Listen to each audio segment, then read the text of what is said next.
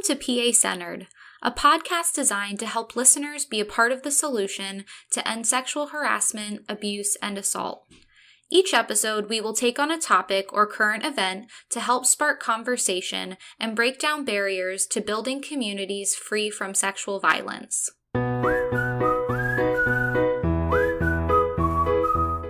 Hi, I'm Jackie Strom. I use she and her pronouns, and I am the Prevention and Resource Coordinator at the Pennsylvania Coalition Against Rape. I'll be your host today as we're joined by Sarah Doggart from the Women's Resource Center to learn more about a project they did looking at the state of dating violence policies in public schools in their service area. Sarah Doggart, who uses she and her pronouns, is the education manager at the Women's Resource Center, which serves Lackawanna and Susquehanna counties. Sarah oversees both school-based and healthcare-based prevention programs. She has worked in the field of intimate partner violence since 2001. Welcome, Sarah. Hi, Jackie. Thanks so much for having me. I am really excited for you to be here today because I think the report that you wrote will be so helpful to other schools and local programs who really want to critically assess their own dating violence policies, because I just think it's a fantastic way to incorporate community level prevention work alongside some of the educational programs that folks may already be doing. So let's dive right in. Sarah, can you tell us how this project got started? It's a little bit of a right place, right time situation. To let folks know who we are, the Women's Resource Center is a dual sexual assault and domestic violence agency serving, like you said, Lackawanna and Susquehanna counties, and we're in Northeast Pennsylvania. And we offer a range of free and confidential services to adult and child victims and survivors, their friends and family, and the larger community. To give you a sense of where we are, Lackawanna County is a mix of urban, suburban, and rural areas, and Susquehanna County is rural. And between about 18 to 20% of our population of both counties is under 18 years of age. So like many centers, a few years ago, we started to shift our focus from awareness to true prevention programs to stop dating and sexual violence before it starts. And thanks to trainings from PCAR, we use the CDC's 4-level social ecological model to better understand and prevent violence. So as probably many of the listeners know, those levels include individual, relationship, community, and society levels to address the factors that protect people from or put them at risk for experiencing or perpetrating violence. So addressing school district policies kind of falls under some of these larger community and societal levels and enhances our prevention work across the other levels, like counseling and support at the individual level and healthy relationship programs for youth at the relationship level, trainings for school professionals on creating trauma-informed classrooms at the community level.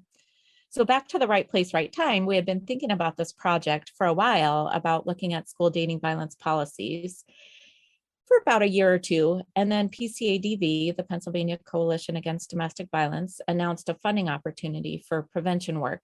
And it seemed like a good fit for this idea we had to round out our prevention efforts.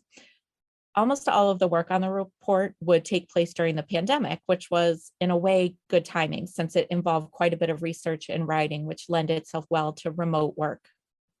The report was not meant to constitute legal advice and shouldn't be relied on as that, but really it was meant to take a deeper dive into school policies on dating violence and be a starting place for future work.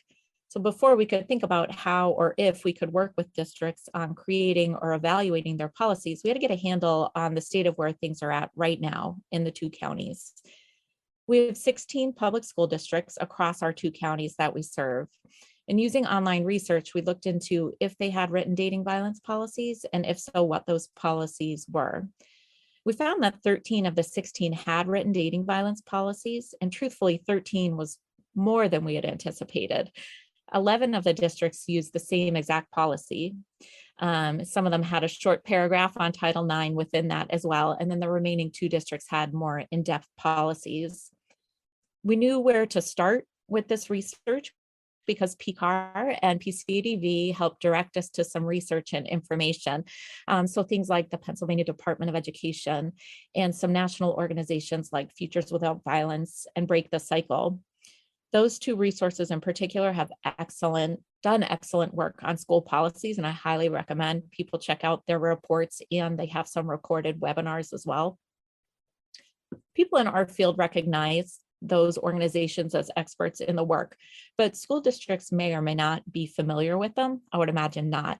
But we know that districts are familiar with the Pennsylvania Department of Education. And so we focus there, thinking that their model dating violence policy would be best received by our districts. Yeah, that totally makes sense. And all of the resources that you're mentioning today, will make sure that we link in the episode description so that folks can access them. And speaking of that, starting on page 13 of the report, you outline why it is important for school districts to have these policies. So can you give us an overview of what you found in your research and why this is so important? Yeah. As most listeners of this podcast probably know, dating violence is a pattern of behaviors perpetrated by someone in a relationship in order to gain power and control over their partner. So this can include physical, sexual, emotional, verbal, technological, and even economic abuse for teens. Over time, violence usually increases in severity and frequency, and this has tremendous impact on everyone: the survivor, their families, significant others, and their community. And for many youth, school is really a big part of their community. Dating violence can affect anyone, regardless of gender, identity, race, sexual orientation, etc. About 1 in 3 adolescents in the US is a victim of physical, sexual, emotional, or verbal abuse from a dating partner. And that's a number that far exceeds rates of other types of youth violence. And we know that teen dating violence is a major public health problem in our society. So consequences include things like depression, anxiety, self-harm, eating disorders, risk of future violence, suicidal thoughts, changes in academic performance, and the list goes on. Many teens don't tell anyone about their experiences. People who abuse are skilled at using power and control over their victims, and that can make leaving a situation or telling someone about the situation, seeking help, difficult and even dangerous for teens.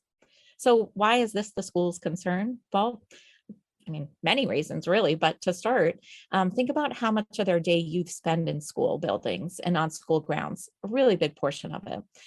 Relationship violence is linked to school health and safety issues. So teen victims and survivors of violence report higher rates of truancy, more negative contact with their teachers, and increased conflict with other students, in addition to all the other factors we mentioned before. So despite this relationship, though, school resources are often focused on other important safety considerations, such as substance use and bullying. But given the prevalence and impact of dating violence, schools can't afford to just ignore it or react to it. And that's where policies can come in. Dating violence policies are often found at the high school level and most often focus on discipline or intervention responses. But the research we did and through our experience, we know that more effective school policies on dating violence address not just responses to incidences, but also encourage healthy relationships and promote violence prevention. So in other words, response, intervention, and prevention are all happening at the same time. Most districts have existing misconduct policies like bullying, sexual harassment, non-discrimination, and some types of dating violence may fall under one of those, but a specific dating violence policy enhances those other existing policies to more fully address the continuum of abuse in students' lives and to keep the abuse from escalating. Can I talk a little bit about the Pennsylvania Department of Ed model dating violence policy here? I would love to hear, yeah, all about that. Okay. Awesome. So the Pennsylvania Department of Ed model dating violence policy has 7 recommended elements, and those are purpose and authority, definitions, delegation of responsibility, guidelines, notice of policy, training for staff and students, and referencing relevant law. So including all 7 of those elements provides a comprehensive dating violence policy. So for purpose and authority, what does that mean? That's basically, why is the district adopting this policy? It identifies the rights and responsibilities of students and the school, such as the person's conduct and locations, relationships that are covered by the policy. Definitions is just key terms in the policy. At the very least, dating violence should be defined. But the more definitions that are included, the clearer the policy will be to all involved, and it'll ensure that everyone's on the same page. The delegation of responsibility just refers to the appointed individual or team responsible for responding to reports, supporting students, and maintaining confidentiality. Guidelines is kind of the bulk of the policy, and that lays out the reporting and response procedures. So things like documentation, a grievance process, confidentiality, accommodations, and protection from abuse orders. The more detailed this is, the more empowered students will be to make the best decisions for themselves and to be able to grow and heal beyond that. This is also a section where taking into account the dynamics of abuse as well as youth development is incredibly important. Notice of policy is just how is the policy communicated and to whom. So policies of any kind are most useful when students and staff know about, understand, and follow the policy, right? Training for staff and students. This is a key element to understanding and preventing dating violence, as well as responding to disclosures. It empowers students and staff to take the next appropriate steps. And then finally, the last element they recommend is referencing relevant law. And there's numerous state and federal requirements that exist that outline the scope and type of policies related to abuse. Ensuring that school district policies include these 7 recommended elements will lead to more student engagement, better learning opportunities, and a safer work environment for employees of the school. Most importantly, they indicate to the school community that healthy relationships are the norm and abusive ones are just simply not tolerated. That is such an important piece to all of this work, is really trying to change those social and cultural norms. And so I totally can understand the value of having a policy that really does enforce that and back up all of the other kinds of training and things that, they're implementing in their school community. Right. Great. So, of the various individuals that you were able to interview during this project, I know you were able to speak directly to 3 school principals. So, I'm curious if you could tell us, what was it like working with the local schools and what were some of the key findings? When we launched the project, we did let all of our school districts know what we were doing by a letter and a follow-up email, and that included an overview of the project and a request for short interviews. And because of the grant that we received, we were able to offer them a small stipend for their time. So we developed specific interview questions, things like if they were aware of their district's dating violence policy, how often policies were updated, if they utilized the policy, and if they didn't have a policy, if they had any insights into why that was. We were able to only speak, like you said, to 3 principals, all of whom had dating violence policies. And that may have been due to the pandemic and the multiple demands placed on school administrators at this time, which we totally understand. We have a really good relationship with many of our districts in our service area, even though that's not required by their policy. And we hope to be able to follow up with them in the near future.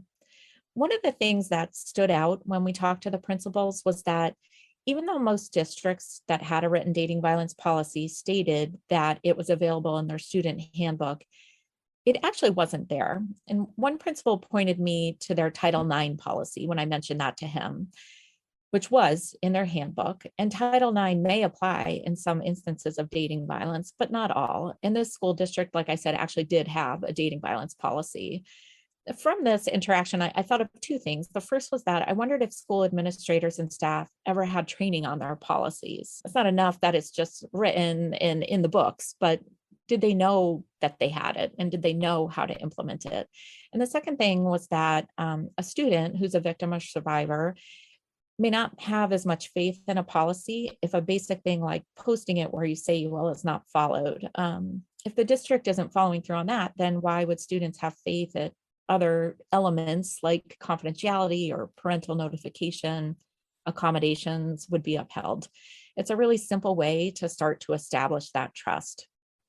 Yeah, and going back to the Department of Education, that whole piece around where people can actually find the policy, it feels so important to make sure that people know where to find it, they can access it, they can ask questions about it. So yeah, I'm glad that you were able to highlight that as such an important recommendation for folks moving forward.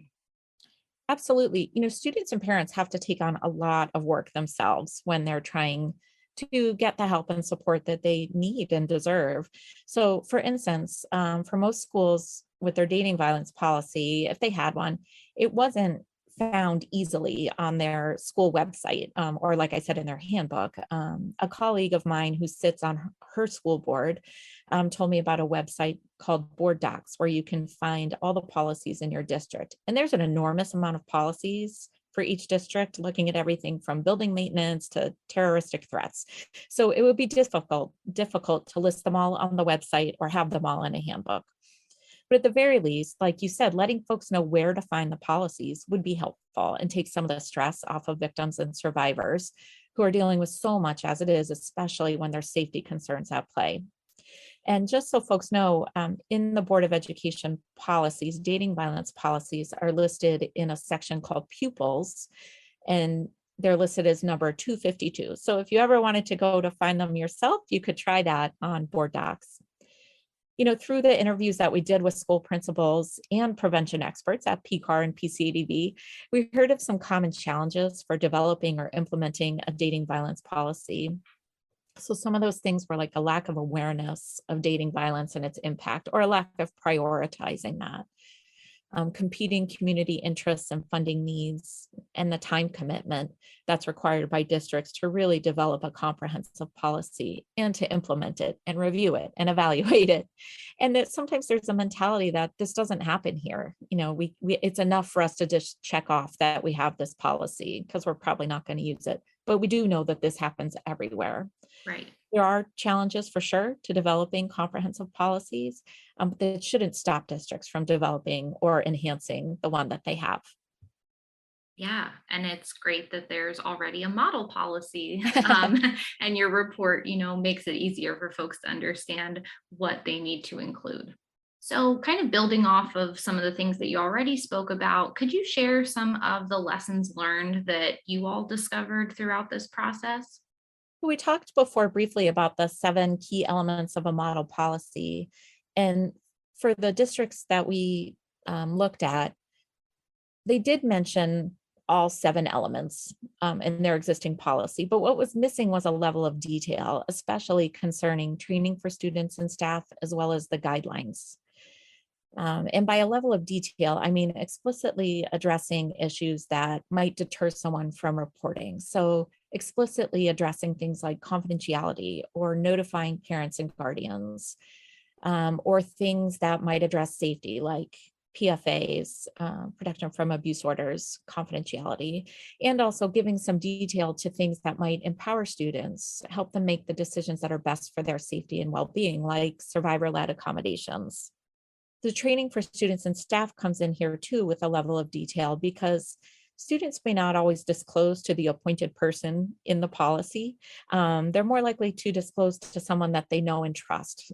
So maybe that's their art teacher or a coach or a school nurse. So it's important for all staff to know exactly what the next step is so that they can feel empowered to respond per the policy. I don't want, we don't want anyone on the school staff to be scared to receive a disclosure from a student or to feel panicked when they do. We want them to feel really confident, empowered to take a next step. On a practical level, another lesson that we learned was that comparing all these policies to a model policy required a lot of organization of materials and data. I'm sure. Yeah. So we developed something that we call the district scorecard as a way of tracking each policy and how consistent it was with the recommendations of the Pennsylvania Department of Ed model policy. So some of the 7 elements that we talked about were really straightforward. Like, for instance, did they reference relevant law? I mean, yes or no, they referenced it. They were either fully consistent with that or not. But for some, like we mentioned with guidelines, there's so much within that element. Maybe they addressed discipline, but they didn't address confidentiality, or they addressed it, but not in a lot of detail. So we broke down each element in the policy down almost by sentence, so into sections. So this resulted in 33 sections, and that's in the appendix of the report itself.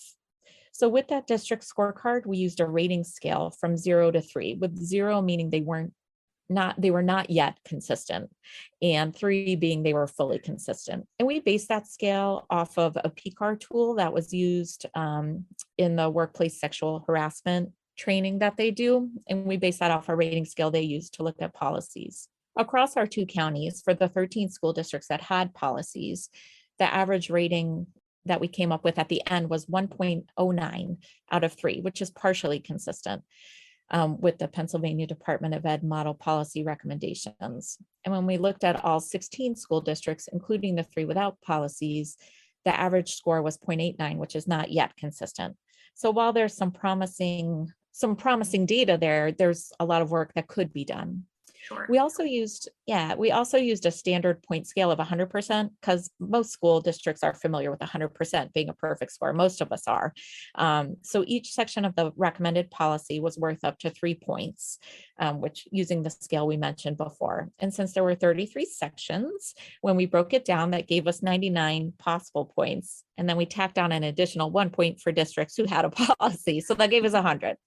Out of the 13 school districts with existing dating violence policies, the average score was 36%. And of all the 16 school districts, including the 3 without policies, the average was 29%. So again, it's something, right? And we have now some data that we can work with. Yeah, it's a good start. And I think sometimes, you need to know your baseline before you can make improvements. Absolutely.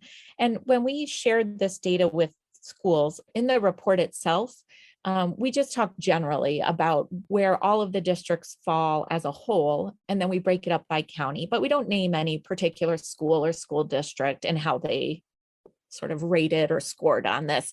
But we did share that information with each district. So they received a copy of the scorecard with their particular school, as well as comparing to the other schools in their county and then both counties as a whole. So we thought it would be helpful for them and helpful for us as we move forward to know, where they land in comparison to other districts in our counties.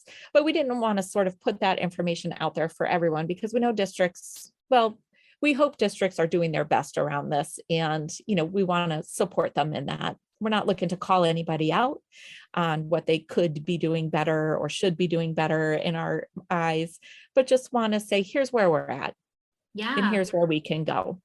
And I think sometimes even knowing how you match up against other folks can be a really great motivator to want to make those improvements. So it sounds like it was a really smart way of laying it out that might give them that extra motivation to want to update their policy and make it as best as it can be. I think you're right with that for sure. Another thing is that, in addition to the recommendations from the Pennsylvania Department of Ed, Futures Without Violence and Break the Cycle suggested some other ways that dating violence policies could go above and beyond. So considering things like, does the policy promote a positive school culture, which gets back to that idea of healthy relationships are the norm here? Does it use culturally competent language and response? And we know that not all students are the same, and their responses to things are not going to be the same. Their understanding of language is not going to be the same. Also using clear and specific language so that the policy is understandable. Building strong collaborations and community connections, incorporating the needs of all student survivors, and addressing trauma in all the policies around dating violence were things that other organizations recommended. Awesome. That all sounds really great. I feel like sometimes people, when they hear like, make the language clear and plain and simple, I hear people say like, oh, we're dumbing it down. But I always really like to reframe it to like, we're just making sure that everybody actually understands what's happening, or else like, what's the point of having it? Absolutely. And I know for myself, sometimes I read a policy, whether it's on dating violence or anything, and I'm, think about the policies, for your phone agreements, Right. and it's just like, I don't understand half of this. So we do want people to feel empowered and like they understand what the rights and responsibilities are. And that means everyone. So not just students, but their parents and guardians and community stakeholders and people who work in the school. It works best if everyone has the same understanding of what the policy means. Yeah, definitely. Great. So I guess if somebody wanted to try something like this on their own, how might you recommend that folks use your report for guidance? I hope people do use it for guidance. And so much information is publicly available if you know where to look. And there's many entry points into this kind of work if someone wanted to take it on. So for us, about 80%, like I said, 13 of 16 of our districts had some sort of written dating violence policies. For other centers or community groups, the counties that they work with might have higher or lower percentages than that. Or maybe a center's already done some of this groundwork of looking at the state of their district's policies. So they might be starting from a different place or might be looking at a different model policy to do a comparison. So there's lots of entry points. Recommendations that we had for districts, and I think this can be true in any district, even outside of our county, is that, if they have a written dating violence policy, they can review the recommendations made in this report and consider updating, reviewing, or developing a policy. And they can consider, things like ongoing training for their staff on the policy, for students and parents and guardians, their school board, and other relevant stakeholders. If a school district doesn't yet have a written dating violence policy, they can, read this report and consider developing one. As school districts develop their policies, one thing that I think would be really amazing is to consider including students, parents and guardians, school staff, local organizations like our centers into the process.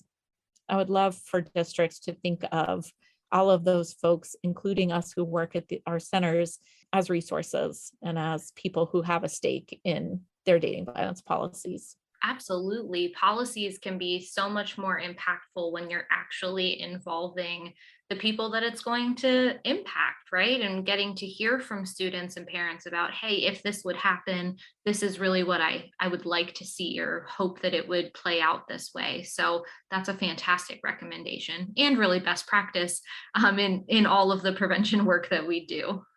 That's right. The other thing I would say is that the methods of reviewing policies that we develop, like the district scorecard, might, and I hope they would be helpful for other counties or centers who can just pull up their existing policies and review them using the same scales. I love when I don't have to reinvent the wheel. And we're really happy for folks to use what we developed. And I know you'll share a link for that. But there might be someone who has a different method that makes more sense to them or to their county, and that's great too. I'd love to see more about the state of dating violence policies in other counties across the state so that we can see how Pennsylvania is doing as a whole and work together toward intervention, response, and prevention in both our areas and across the state. Awesome. It kind of sounds like if people do use the tool, you might want them to share their data with you if possible. I was just thinking about how cool it would be what you just said about being able to really track what's happening across the whole Commonwealth. Yeah, I would love to see it. And I would also love if, down the road, we could really have sort of a universal tool that we're using to look at policies across the state so that we can see, where are we at as the state, as the Commonwealth of Pennsylvania. Awesome. Great. Well, Sarah, thank you so much for joining us to talk about dating violence policies and the report you created. Like we've already mentioned, we'll be sure to link to the report and any of the other resources mentioned throughout the episode in the show notes. Thanks, Jackie, so much. All right, that's all the time we have today, but thank you all for listening to this episode of PA Centered. You can learn more about the work happening at the Women's Resource Center at www.wrcnepa.org.